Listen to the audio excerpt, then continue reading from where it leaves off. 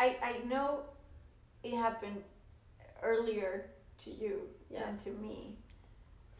Because there's this sort of voice in my head that kind of, puts in some words of like what my dad would say. Yeah. Even though for you it was like earlier, do you feel like you have something like that? I think that the journals are the equivalent of that, maybe. Okay. Yeah, because you mentioned she had journals. Yeah, I think I have maybe 4 or 5 of her journals. And for a while, I had her phone, like her old cell phone, which was a BlackBerry. That was ages ago. When Blackberries were a thing. Yeah. So I can sort of go back and see what she wrote about a certain topic or about a certain thing that she felt or she was going through.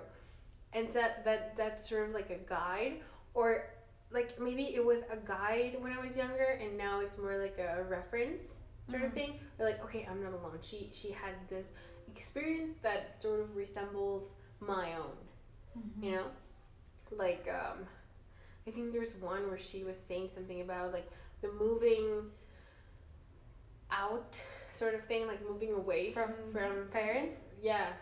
And adulting. But like, of course she had like an easier time because she started adulting when she got married, and she got married at 24, so that was like easier.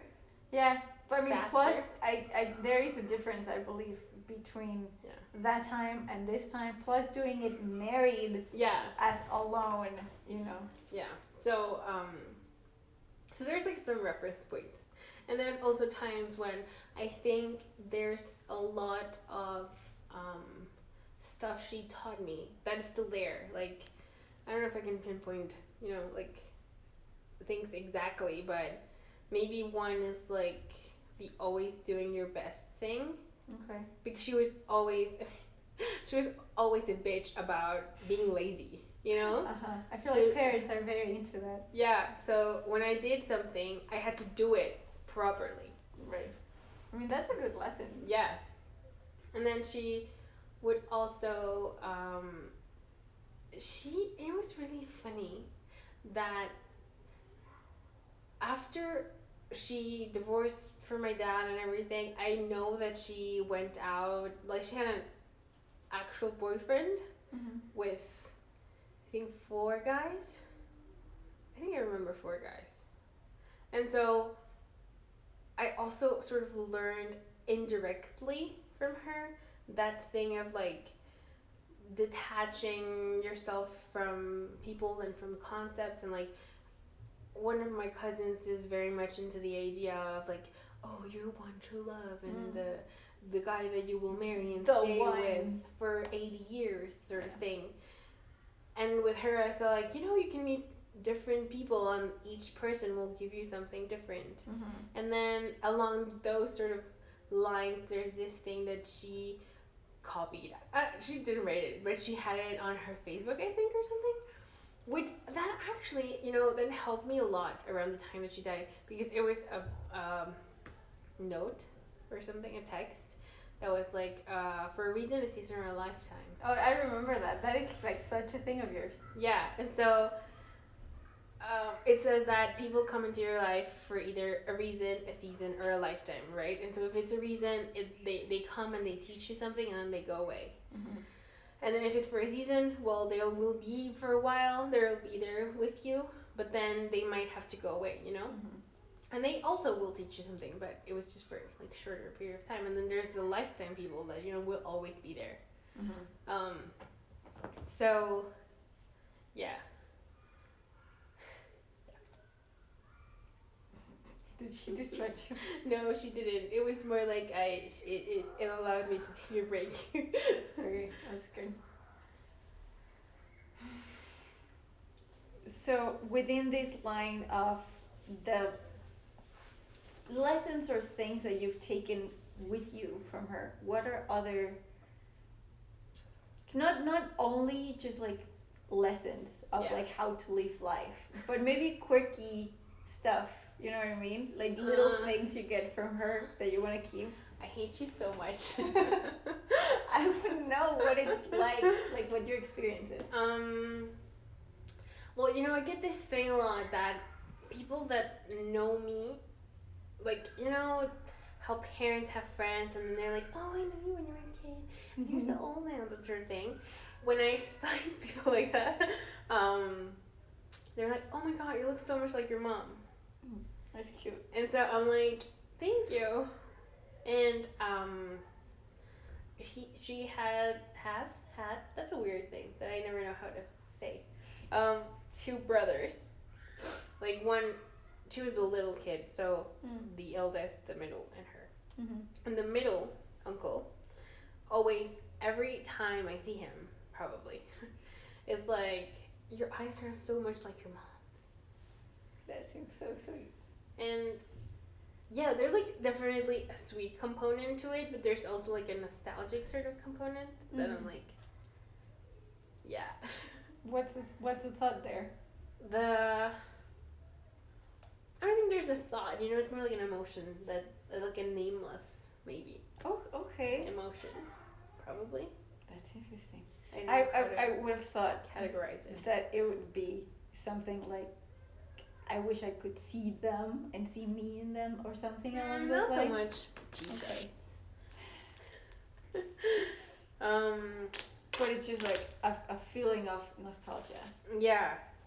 And this thing, it was kind of interesting, that she had, when she was in college, she had 2 friends, like her college friends, big college friends, whose kids are my friends too, or like my cousins and friends. Right.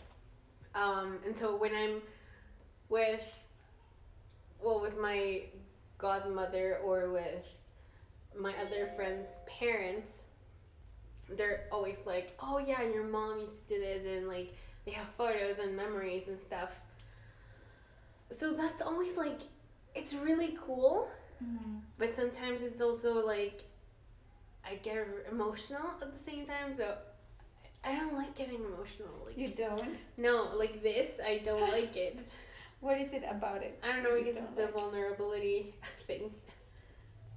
I can get that. Yeah. Plus, it sounds coherent with the whole, like, like being strong and being everything. That I guess it's something you've really learned. Not waterproof. Yeah, so I was talking with my godmother the other day, and she started tearing up, and she was like, "You're so much like your mom." Not in like a physical way sort of thing, but in like a spirit kind of thing. And I think she actually said that. She was like, "You have like the same spirit." And I was like, "Oh man." That is really cute, because I feel like those are the moments when so in my process, it has been very sort of like in my mind space and in my spiritual space, my journey, and only more recently I've tried to like honor my body and my feelings going through the same process. But one of those sort of like spiritual things that I tell myself when it comes to my dad is that he's a part of me and I am a part of him. Like we share something. Yeah. Because I've always been, when it comes to like, oh, you're like your mom or you're like your dad, I've always been more of a, you're very like your dad in a personality kind of way. So I feel like what I have in my mind of thinking that, I feel like you're having the experience because people are telling you. You know what I mean? I think I know what you mean. And it's, I don't know, like it is kind of cool.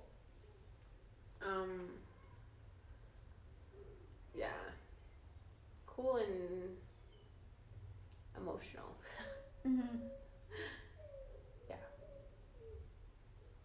So what are other lessons that you sort of, so I guess in the same way as the lesson season lifetime, what are other, I don't know, things that you have adopted and that are part of who you are and the decisions you make and the behavior you have, kind of stuff. She was my fashion muse, you know? That's really and that was cool. really fun. Like, we would go shopping and I would choose her clothes, and she really liked like the stuff that I chose. And so it was always a lot of fun doing that. And I think there's a lot of she was really funny. Like, she had this group of friends there were, I think it was 5, but they were like, you know, Sex and the City sort of thing. That's and cool. She was Carrie. And I think it was around the time she was in the hospital that it would not, like, she would not go out of the room or whatever if she was not like nicely dressed or presentable. And she would always say that, like, what's the thing? Something like antes muerta que sencilla, but it was not quite that. Okay. And she would always, and that's something that my grandma says a lot, that she was like always singing, and every time she would come home like for lunch, because she couldn't do it all the time, you know, so when she had time to come and have lunch with us and then she would leave, she would like leave singing. And yeah, so I think that I have a lot of those things, that I like my sense of fashion, I guess, or like, yeah, and the singing, because I love singing and we used to sing together, even though she always would be like, you're a terrible singer, but that's hilarious. Yeah. I was like, I wanted to be like Hillary Duff when I grew up. It's just like, you need to learn how to sing first. I like her sense of humor. Yeah. And yeah, she would bully us, like, you know, but lovingly. In a very carrilla sort of way. Yeah, yeah. So it was fun, but she was tough. Like, she was a bitch, boss bitch. In a good way. Yeah, in a good way. Yeah, she was very demanding. You know, that the way I said before, like, do your best thing, and like, I think maybe for her it was like, I'm doing my best, and that you're not doing your best is not working for the team, sort of. I like thing, you know. I like the team. Yeah. Sort of. Because she made a thing of it a little. When we were kids, and I remember she sat us down and explained to us that she was sick and that her and my dad were divorcing, like it was all happening at the same time. So she was like, so it's gonna be, you know, the 3 of us now. And so yeah, that was like the thing, that it was, you know, the 3 of us, and the 3 of us have to like make the best that we can. And